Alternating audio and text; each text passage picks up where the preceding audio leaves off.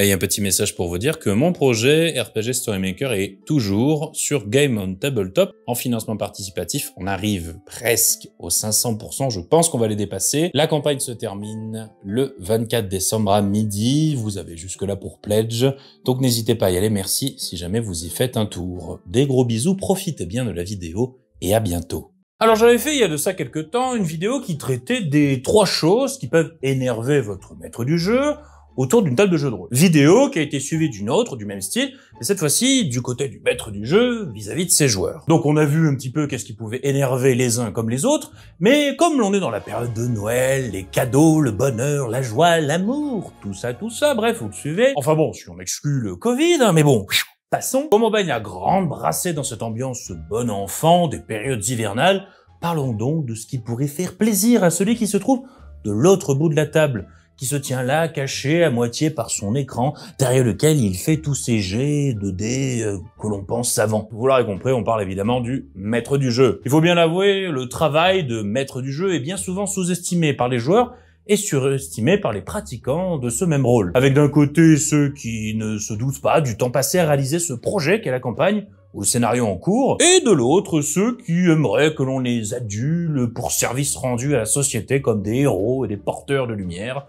Faut pas exagérer non plus. Bien évidemment, il s'agit là d'extrêmes, à but un brin caricatural, tout le monde n'est pas comme ça, fort heureusement, rassurons-nous. Quoi qu'il en soit, le fait que cette même personne autour de la tablée ait donné de son temps personnel pour le plaisir d'autrui reste indéniable, et ce, malgré ses éventuelles maladresses. Ainsi donc, comment faire pour lui faire plaisir à ce cher MJ?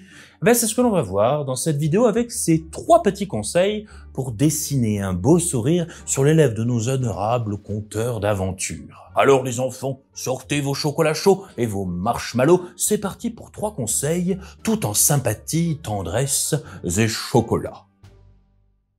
Mon premier conseil, ce sera de préparer le fameux previously, ou précédemment. Concept que j'ai ainsi nommé en référence aux séries télévisées dont les épisodes se suivent dans une histoire cohérente et qui se fondent ainsi d'un petit rappel de ce qui s'est passé dans l'épisode précédent, histoire de rafraîchir la mémoire du spectateur. Alors déjà, je ne saurais que trop vous conseiller, même si je pense que la majorité des maîtres du jeu le font déjà, de faire en début de séance une petite piqûre de rappel quant aux éléments passés. Pour la simple et bonne raison que, peu importe ô combien votre campagne s'avère passionnante, vos joueurs mènent tous une vie bien rythmée durant le temps espaçant de parties. Ce qui fait qu'il est tout à fait normal que cela n'occupe pas leur esprit chaque jour, désolé. Comprenez-le bien déjà pour commencer, afin de ne pas prendre la mouche quand ils auront oublié certains détails qui, pour vous, vous semblaient de la plus haute importance capitale. Toutefois, vous les joueurs là, oui, vous là, vous avez bien entendu le biais cognitif que je viens de citer et qui hante vos chers jeux, celui de penser au tréfonds de sa personne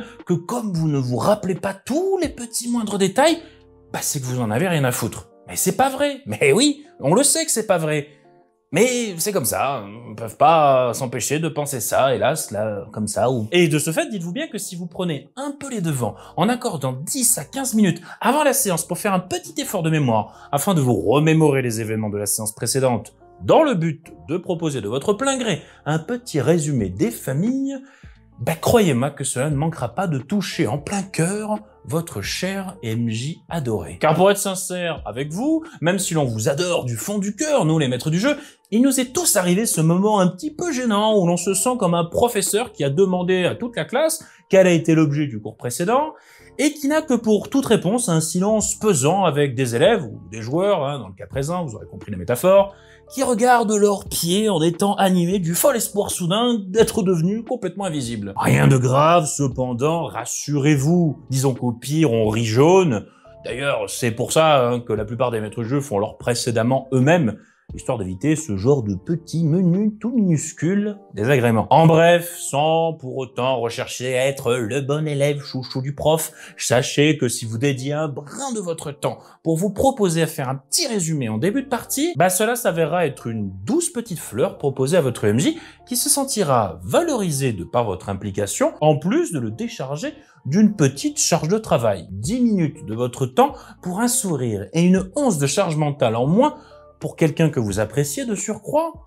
avouez quand même que ce n'est pas si cher payé que ça. Deuxième conseil sur la petite liste, celui de reconnaître et de respecter ce que je nomme le tempo de parole. Alors vous savez très bien, au fil de mes vidéos, au fil du temps, que je considère le jeu de rôle un peu comme une histoire qui s'écrit à plusieurs. Et pour que cette petite magie prenne corps, il faut bien qu'il y ait échange. Un peu comme lors d'une discussion dans laquelle joueurs et maîtres du jeu se renvoient la balle de la narration. Et de ce fait, comme dans toute discussion qui se respecte, il est de bon ton, si l'on désire un tant soit peu préserver le plaisir de tous autour de la table, de comprendre quand est venu l'instant de parler et celui d'écouter. Autrement dit, celui de se taire, hein, vous avez compris, oui voilà. Alors pour reprendre une expression bien connue, voyons un peu le JDR comme une partition. Le MJ vient alors en tracer les lignes et y mettre l'introductrice clé de sol pour qu'à la suite, les joueurs viennent agrémenter le tout par de belles notes bien senties. Seulement, cette partition s'écrit au fur et à mesure, et que de ce fait, en écrire les notes alors que cette dernière n'est pas encore apparue, revient à générer un chaos dont personne au final ne se trouve contenté. Vous l'aurez compris, je parle bien de l'expression « aller plus vite que la musique ». Ce qu'il faut comprendre, c'est qu'il revient au MJ la tâche de donner le répondant à la suite de vos actions que vous aurez décidées pour votre personnage. De ce fait, laissez-le parler si vous voulez que la suite de l'histoire se déroule, en fait, tout simplement. De plus, vous n'êtes pas tout seul autour de la table. Dites-vous bien que vous avez tous des doléances, des envies, des questionnements à adresser comme ça pêle-mêle à votre maître du jeu. Et que donc, va falloir de vous-même un tout petit peu s'organiser au portillon. Car ce n'est pas un ordinateur que vous avez en face de vous, mais bien une personne qui fait de son mieux pour contenter tout le monde. Et au-delà de solliciter votre MJ à un moment où il est déjà occupé avec un autre joueur, il faut savoir reconnaître les moments que j'appelle entre gros guillemets de cinématique. Pourquoi les gros guillemets? Parce que c'est souvent perçu avec une connotation péjorative dans un loisir qui a fait de la liberté avec un grand L son principal cheval de bataille. Pour faire plus simple, il y a des moments où le MJ va devoir parler un peu plus que d'habitude pour vous présenter un lieu, vous détailler une situation, vous parler d'un contexte bien particulier, histoire juste de poser l'ambiance. Certes, cela revient à lui de ne pas non plus s'éterniser sur le sujet, mais il faut savoir rester patient et être à l'écoute dans ces moments-là en tant que joueur. Et aussi de ne pas vouloir demander comme ça un jet de perception dès qu'on le rentre dans une nouvelle pièce, avant même que la description n'ait commencé. S'il vous plaît, arrêtez avec ça un peu, calmez-vous. Il n'y a pas des ninjas qui vont se cacher dans tous les coins. Car après tout, si vous souhaitiez tout simplement prendre les devants de manière systématique, c'est peut-être que vous n'êtes pas du bon côté de la table. Mais bon, vous y êtes alors, un brin de silence et de mise par instant. Un petit moment d'écoute qui ne fera que magnifier votre prise de parole future. Rassurez-vous, rassurez-vous. Et enfin, troisième et dernier conseil, et pas des moindres, celui de ne pas appuyer aussi fortement que douloureusement sur les éventuelles lacunes de votre cher maître du jeu. Que je vous explique ce que j'entends par là. Il est aisé d'admettre que personne n'est parfait. Tout le monde en conviendra. Mais il faut savoir que le job de maître du jeu emprunte beaucoup au domaine de la production de type artistique. En effet, l'on crée une histoire, on la fait jouer, on interprète des personnages, on œuvre à la mise en scène, on travaille les musiques, etc., etc.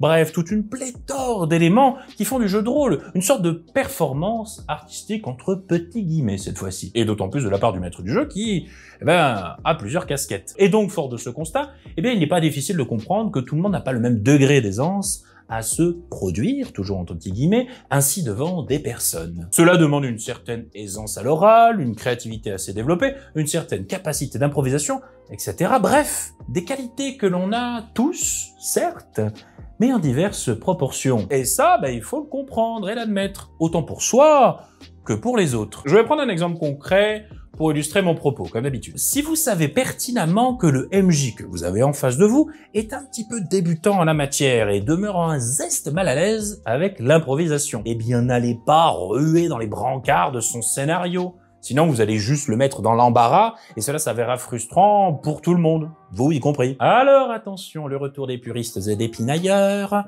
viendront asseoir leur prétendu fort caractère, je mets ça entre gros guillemets parce que c'est ce qu'ils pensent, mais ce n'est pas ce qui est vrai, en me rétorquant que je fais la promotion de tables de jeux de rôle fades où l'on ne sort pas les autres de leur zone de confort, mais qu'au contraire, on les maintient dans une médiocrité latente comme ça. Bon.